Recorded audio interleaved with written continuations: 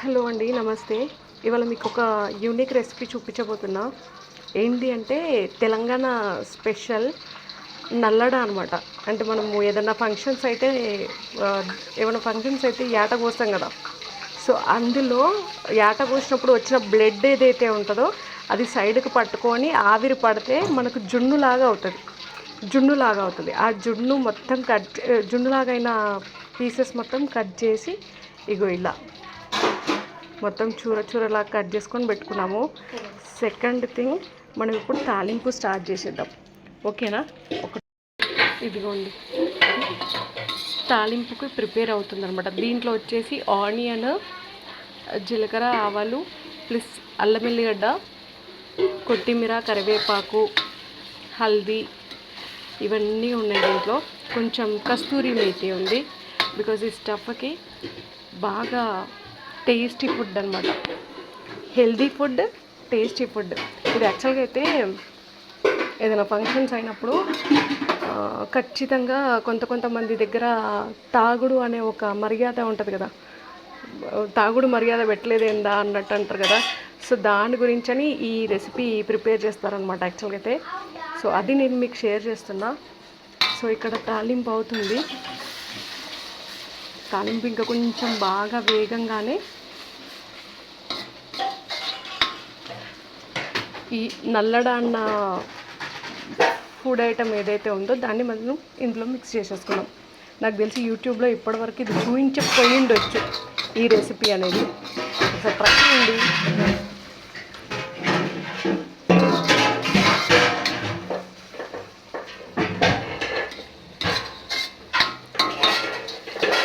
So ఇలాంటి unique recipes నేను మీకు చూపిస్తూనే ఉంటా. లైఫ్లో ఏమేమి జరుగుతాయి అనేది కూడా మీరు, ఇది యాక్చువల్గా అయితే నేను ఫంక్షన్కి వచ్చిన, ఫంక్షన్ కాదు యాక్చువల్గా అయితే మా మీనత్త వాళ్ళ కోడలు చనిపోయిందనమాట. సో వీళ్ళ 10 days.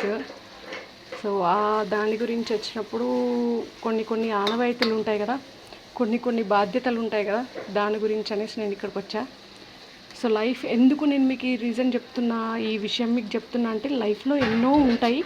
అవన్నీ చూడడం కోసం ప్రతి ఒక్క కష్టాన్ని ఎదుర్కొంటూ మనము మన వాళ్ళతో కలిసిమెలిసి ఉండాలి. మెయిన్ అది. అంటే ఎవరో ప్రాబ్లం క్రియేట్ చేసిండ్రు అని అంటే నేను ఇది రీజన్ ఈ విషయం చెప్పడానికి రీజన్ ఏంటంటే కొంతమంది చిన్న విషయాలకు సూసైడ్లు చేసుకొని చనిపోతున్నారు కదా. సో అది కాదు, లైఫ్లో ఎన్నో ఉన్నాయి. అంటే మనకు నచ్చిన వాళ్ళవి, మన రిలేషన్స్వి, అమ్మ తరపున, అమ్మమ్మ వాళ్ళ తరపున, నానమ్మ వాళ్ళ తరపున, ఇంకా ఫ్రెండ్స్ తరపున, కొంతమంది తెలిసిన వాళ్ళ తరపున. సొసైటీలో చూడడానికి ఎన్నో కలర్స్ ఉన్నాయి కాబట్టి ఏదో చిన్న విషయానికి కానీ ఎంత ఇబ్బంది వచ్చినా సరే అబ్బా ఎటువంటి సూసైడ్లు చేసుకోకుండా ఇలా మన వాళ్ళ కోసం మనం బ్రతకాలి. మనకంటూ దేవుడిచ్చిన బాధ్యతను నెరవేర్తిస్తూ మనం బ్రతకాలి. ఓకేనా? సో మా అక్కిన లేదు, మసాలా వేసేస్తుంది. ఏదో మసాలా కాదు, గరం మసాలా వేస్తుంది. ఇలా తాలింపులు వేస్తే అయిపోతుండే కదా. కొంచెం ఓకే. సో గరం మసాలా ఇందులో సెట్ అయిపోయింది మనకి. ఇప్పుడు తాలింపు వేసేస్తున్నాయి ఇక మంచిగా. ఇగో మరిగింది, వదిన వేసేస్తున్నా అంటున్నా. ఓకేనా? అంతే సెట్ అయిపోయింది దీంట్లో. ఇదిగో ఇలా ప్రిపేర్ అవుతుంది అనమాట. మన తాలింపు చూపించా కదా మీకు.